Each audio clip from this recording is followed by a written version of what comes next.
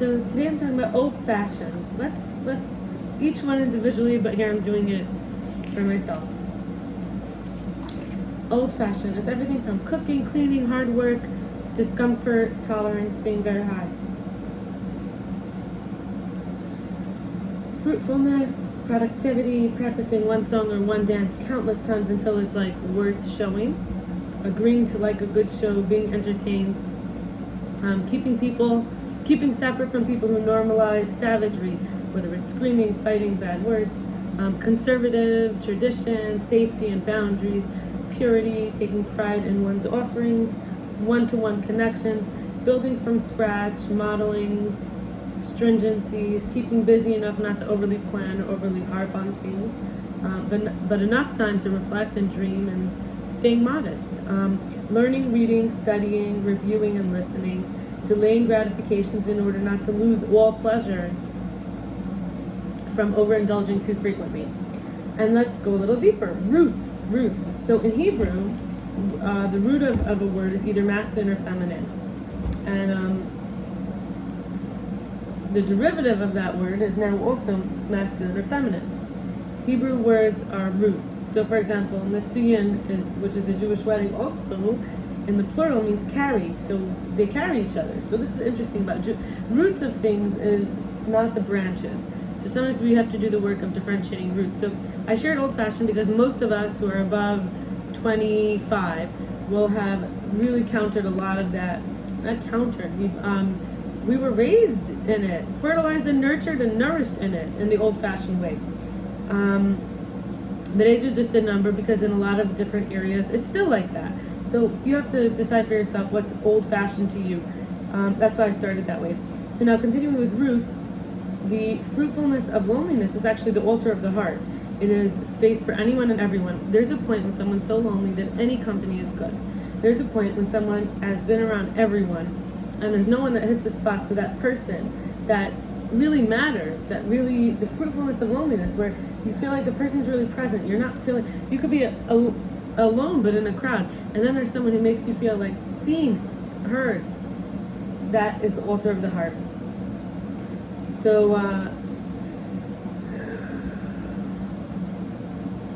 seeing the desire for pleasure, atoning for the pursuit which may have led to in pleasure seeking the harming of self or others, a lack of the grief over the lack of the company that we once had, whether it's the company of a womb or a company of a best friend or a company of a partner, and even just fear of disappointment. Then I want to keep in mind also roots is often the silence where we came before the noise. The noise could be the rhythm or the sound. So thinking of the silence between the sounds in music is the space for the rhythm, like the space between the black on the page, the white page, the letters is like when we say in the Torah, that's actually the white fire on the black fire that are on the open area. I mean, lahavdil, like separate from other comparisons. And then if we want to think of what future certainty is, we also have to sometimes look at the past. So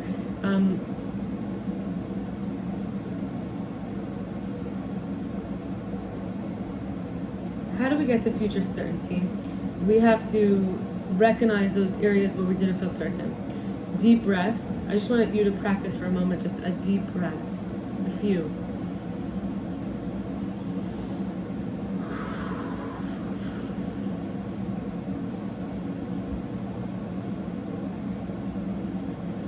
Someone's in here, people go, take a deep breath. Let's do a real deep breath, like deep, breathe deep. Slow it down. Also, when I look back, I think there were times I didn't feel clean. When I look at my inner eyelids, I see patterns and vision, so I'm not afraid of my projection screen. So, in other words, sometimes when we shut the eyes and we see what's playing on the eyelids, for sometimes it could be too much or scary or strange. But as we get comfortable with seeing what's playing on the back of the eyelids and the patterns and visions, we are not afraid of the projections. Because that's really what's happening. What we're seeing happening in the back of the eyelids is what we're doing onto people, onto situations we're projecting. And actually there's tons of experiments on how when there's pieces of information missing or gaps in the visual, our brain fills it in anyway. So we fill in the blank spots, the dark spots, like the back of the eyelids. Another thing is recognizing my father had starved me in order to feed me, and my mother was lacking.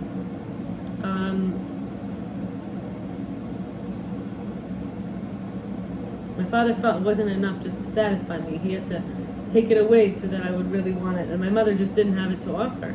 So between the two, I'm learning about certainty. Basically, I'm not blaming them. I'm saying, look at where this came from. Then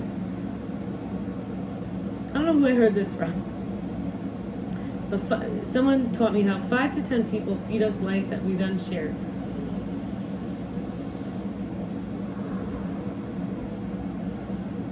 I want you to think in your life, is there even 5 to 10 people in your life ever who fed you light to share? Think of a lady teacher, she passed away. Think of a man.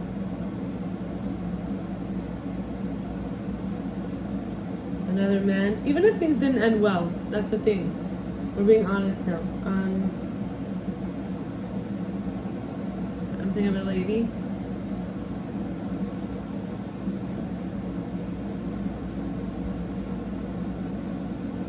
Another lady. I already got 5. I feel like there's a few more.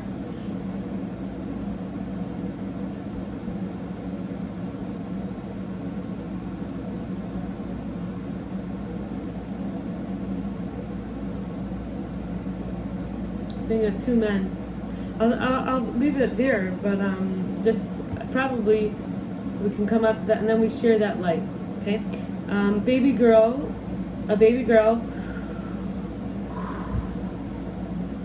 This really touches me because I'm on my period. I just got it today, my cycle. A baby girl is born with all the shells, or in other words, with all the eggs. There's this woman, Debra Ponemon, and she says, she inspired me, and I wrote down a few things. The tea kettle lets us know when it's boiled. We don't have to keep checking. In other words, we can allow things to signal to us when they need our attention. We don't have to micromanage. She said there's 3 S's: secured, sacred, and secret.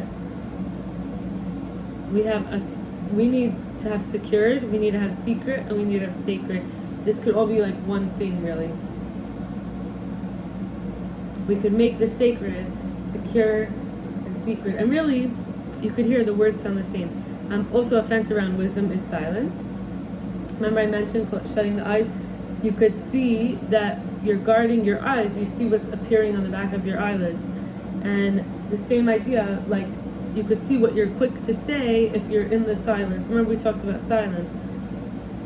This thing of discouragement, our best ideas do not need to be shared. This is more about secure, sacred, secret. So we can have secrets, but we could be sick with our secrets. We could feel secure, but it could be like money in the bank account. But when we combine sacred, secure, and secret, we recognize the most precious things like our creativity, our dignity, our privacy.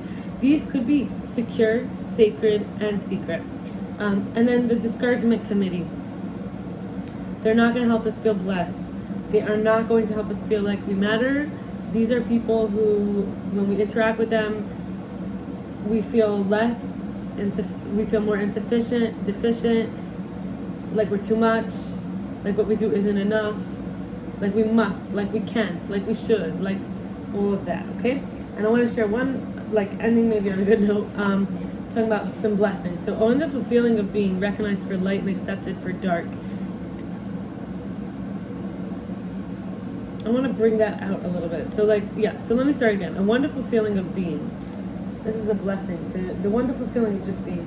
And then recognized for the light and accepted for dark. So I want to say, in this, in Judaism, there's this idea of the panemius, the insideness, and the chitzonius, the outside. Now we might say the inside is the dark because it's hidden, right? And the outside is the light because it's revealed. And like think of a peel on a fruit. But actually the light is coming from the inside. The outside is the dark, and it's kind of like flipping it on its head. So this brings me to the next point, which is when I can see the familiar in a new way and the new in the familiar. So like in our family, suddenly everyone seems a little different. Or in this like new place, you find those things that feel like home. a bright, rising, beautiful energy of commitment and bonding and mysterious positivity. For me, that comes from romance and a new possibility in terms of a relationship. But it also comes when I'm excited about a project, or when I'm with a group of people who are making music, or no one's really looking at each other, but people are talking and interacting. But like, when I say looking at, I mean people are being with each other. It's not so much of like othering. That's what I mean. Like people being together without other. Like there's a soft peripheral conscious energy. The capacity to excite inhibition and inhibit inhibition. So when I excite inhibition, I am bringing out something that's a restriction. In other words, basically holding back. So pausing, the ability to pause. I will excite my ability to pause. It looks on the outside like I'm inhibited, but actually I'm exciting the ability of inhibition. This happens in the brain. We have inhibitory and excitatory neurons. Now, excitatory neurons will excite inhibitory neurons, but what that actually does is stop something or withdraw something or pull back something. So the other option is inhibiting inhibition. So sometimes I'm inhibited, like I'm not dancing freely, but then I inhibit my inhibition. It's like a double negative, and suddenly I could dance freely because I stop the stop dancing. So there's the stop dancing, and then I have the stopping of the stopping to dance, and therefore I can dance. So when we grow out of unhealthy toxic patterns, for example, fear of hard work, avoidance, ignorance, not trusting the self, not forgiving the self for why we stop trusting ourselves, not being accountable or responsible, a lot of these are related. But it starts to turn into a healing of the shyness and the arrogance that causes us to hold in kind of like for each one it's different, but for me I'd give an example of like the gas in my body, like it harms my neck from the pressure. So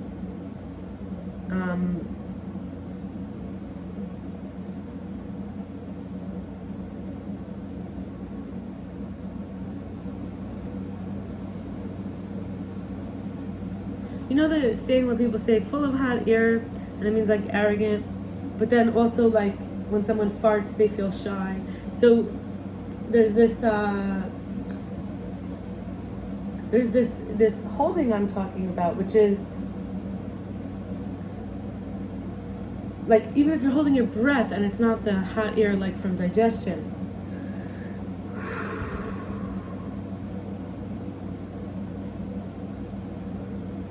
So there are types of wounds that are feminine, types of wounds that are masculine. And we're each here, you know, Mashiach means anoint. When people, literally it's spelled in Latin, in Greek letters, it's Christ. When someone says they go for a christening. What they're really talking about is, the original word meant anointing. Now in Hebrew, Mashiach is similar to the word anointing, but it's not only the anointed one. There's a lot of elements to more than that, because not every king was the Mashiach, and yet every king in the Jewish history was either the one who was anointed and it was passed on one to one, or there was different kinds of anointings, like anointing for the inauguration of the temple, and other situations where they were anointed. And I think it's related in like common English, but like Old English, to the word unction, as far as I remember. So the birth trauma of breathing in water, which happened to me, and I remember also baths in my childhood, like sometimes feeling like I couldn't breathe. So I feel like that's why I brought up this idea of the neck, the pressure, the breathing.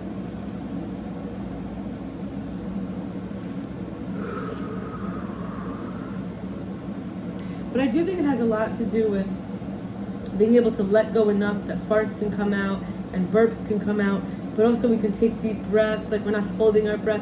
And I see a lot of people just by the way of leaning over with the phone, that it could cause pressure for the breathing. Like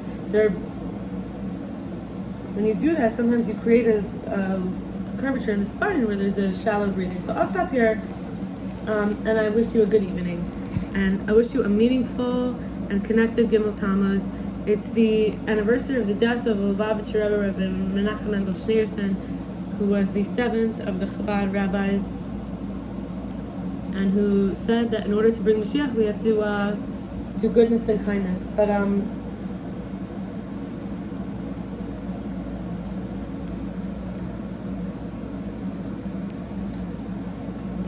we all have compensations we have to make in order to bring Mashiach and to anoint Mashiach. That's kind of what I was, why I brought that in. And may we all do so with love and joy and peace and abundance and kindness and generosity and without fear.